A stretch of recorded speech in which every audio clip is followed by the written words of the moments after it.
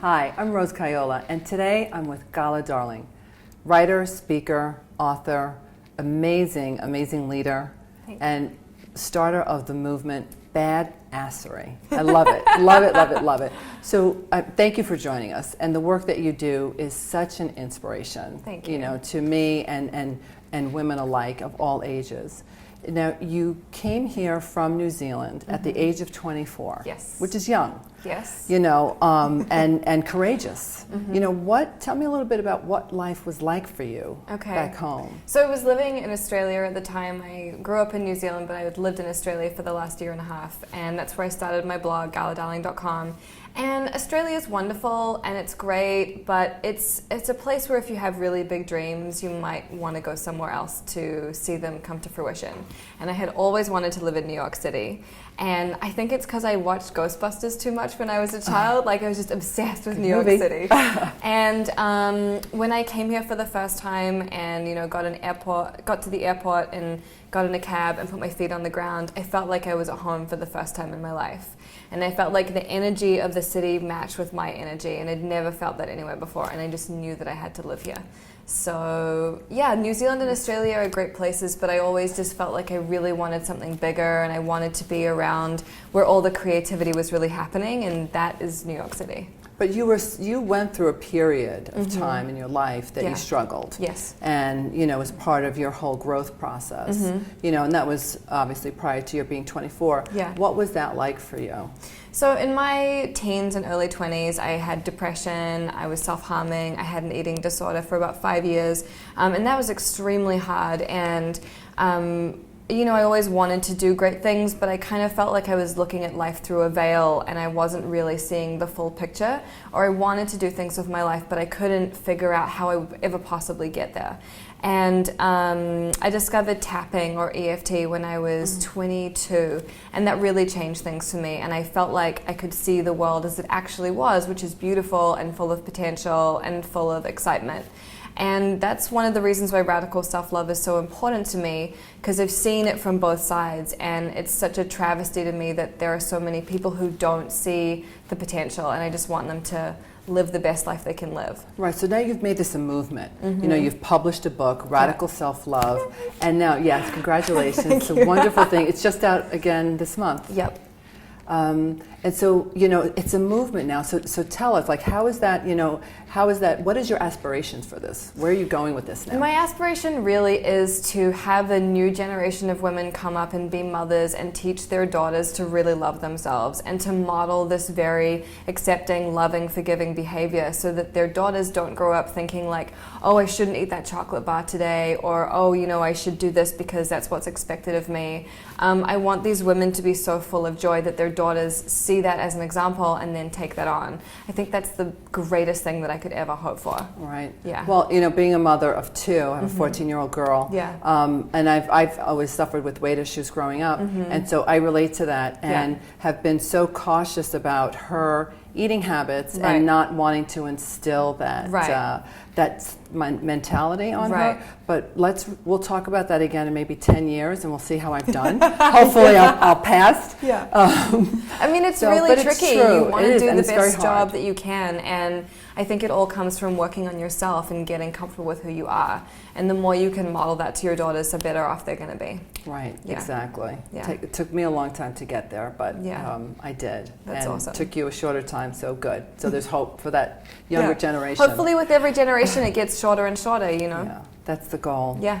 Absolutely. Yeah. So tell me a little bit more about what it was like for you, with the eating habits, and how did you how do you love yourself? How do you find that love within yourself? I mean, for me, everything started with tapping, and tapping is basically acupressure combined with positive psychology. So it's a really weird technique that I thought would never work for me, and I used that to dismantle my eating disorder and just change how I thought about my body and change how I saw it. It used to be that I would look in the mirror and just cry about how I looked. I felt so repulsive. But now I feel really proud of my body, and I feel beautiful, and I feel sexy and confident, and it couldn't be more diametrically opposed to how I used to feel. So what were some of the things that you would say to yourself? I don't even, it's so weird. I feel like when you use tapping on an issue, when you look back at it, it's like watching a movie of someone you never knew. Like you become so disconnected from where you were that you almost, I don't even relate to that person anymore. I know that it was me because I have journal entries and horrible photographs, but I really don't remember what that was like. Well, that's great because you've really changed those neural networks in your brain. Yeah, totally. To believe and see things differently. Yeah. And that's the thing, I think that depression or an eating disorder, people can see them as being a life sentence, like something that you have forever and you just have to suffer with it. But I really believe there are so many ways of changing these ways that we think about ourselves, whether it's tapping or hypnotherapy or therapy or anything. We can really change how we feel about and see ourselves. Absolutely. Yeah. So now you're also an adventurist. Right? And now, you are determined to inspire people to live their best life and make it fun. Yeah. And you teach people how to have fun. Yep. So how can we get out of our routines of, sometimes we get stuck in this boring routine and we just don't know how to get out of it.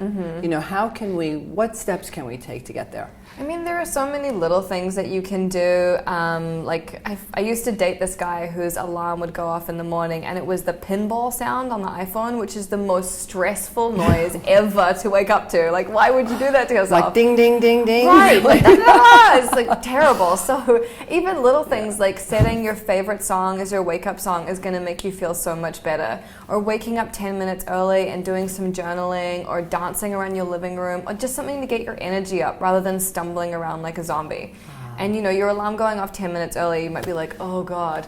But you'll feel so good when you get into that and make that a habit. And get out of bed, right? A lot of people hit the snooze. Yes. And there's so many little things you can do to make your life fun. So instead of like on your lunch break just sitting at your desk and eating lunch, when you go to like a used bookstore and browse the stacks and find something that you would have never read before, or meet a friend and like go on an adventure or write a postcard to someone. Like there's so many little things you can do. They don't have to cost you anything.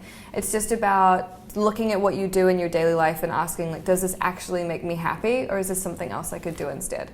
Right, but sometimes when we're so stuck in that, that spiral of depression, and we don't see that way out, how can we? How can we see our way out? How can we get that little glimpse of hope? Right.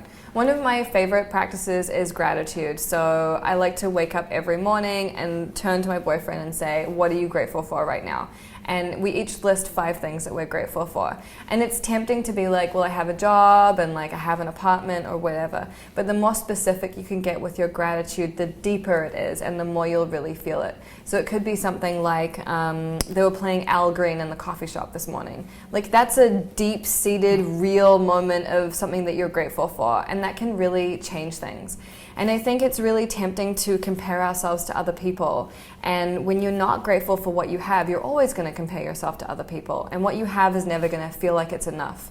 So we have to be able to recognize what we have now that's great. And then everything on top of that is just like icing on the cake. Right. Yeah. That's beautiful. And so when we can find that space and then cultivate these new practices into our life, we can then really live a life that's a lot fuller than what we've had before. Absolutely. And that motivates, right. Can motivate anyone to just do and change. Yeah. And the act of gratitude as well is so much about dropping down and being in the present. A lot of us are always thinking outside of ourselves, like what's next, where am I going, why is this person responding to me like that, or whatever. But when you're forced to think about what you're grateful for, you have to be really there, and it really just slows your breathing, calms you down, makes you feel good.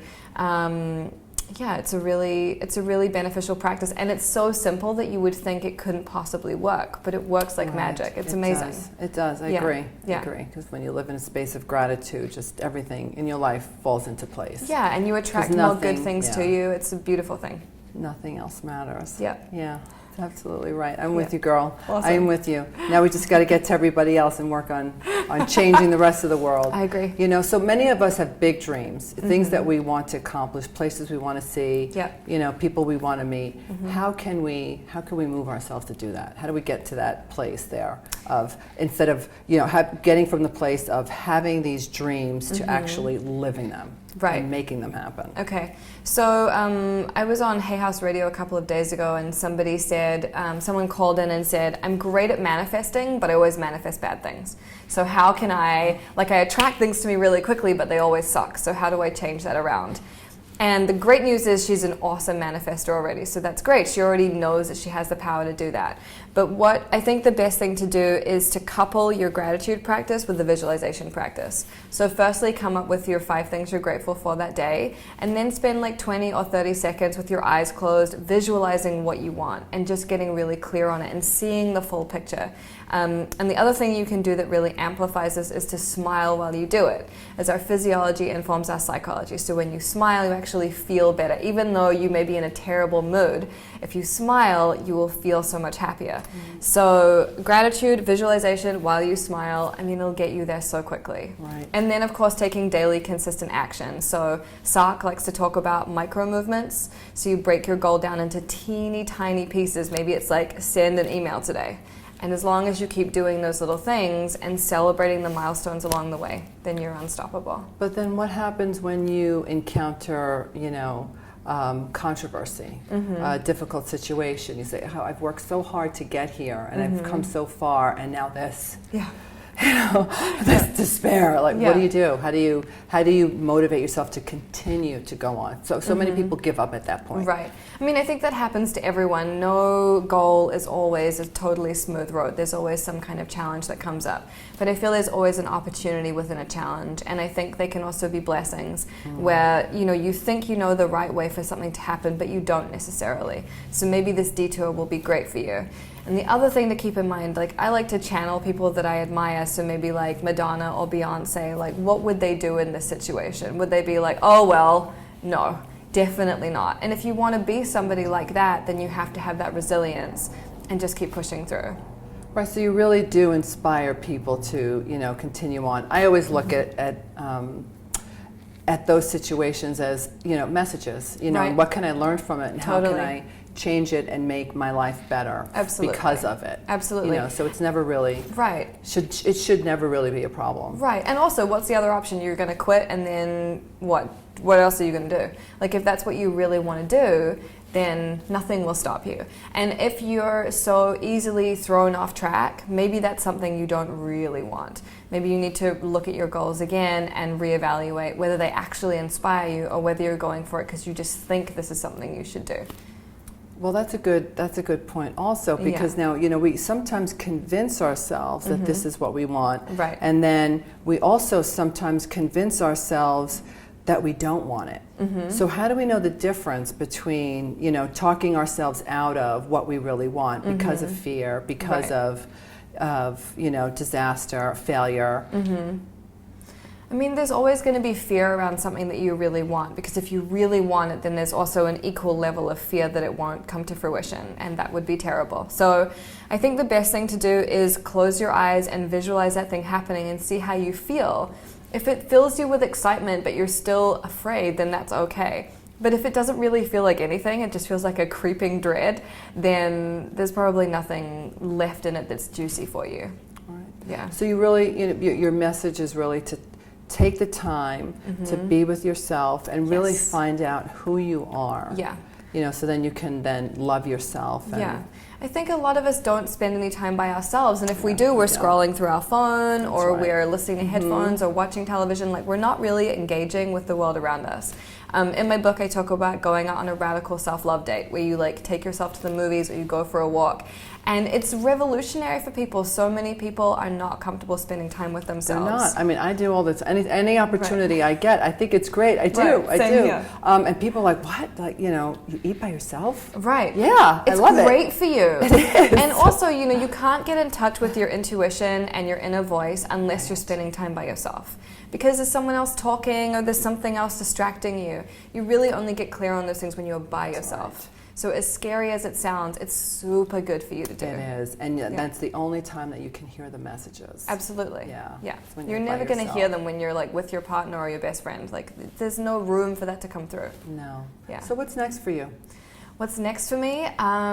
Going to Europe and speaking, which is really exciting, and promoting my book, which is great. And I don't know, just loving life. It's about to be spring. It's my favorite season. Yes. I like to walk around with a camera and take like close-ups of flowers. It makes me really happy. I'm just excited to live life. I feel really blessed, and I feel like every year things get better and better. So we have workshops coming up, another book maybe?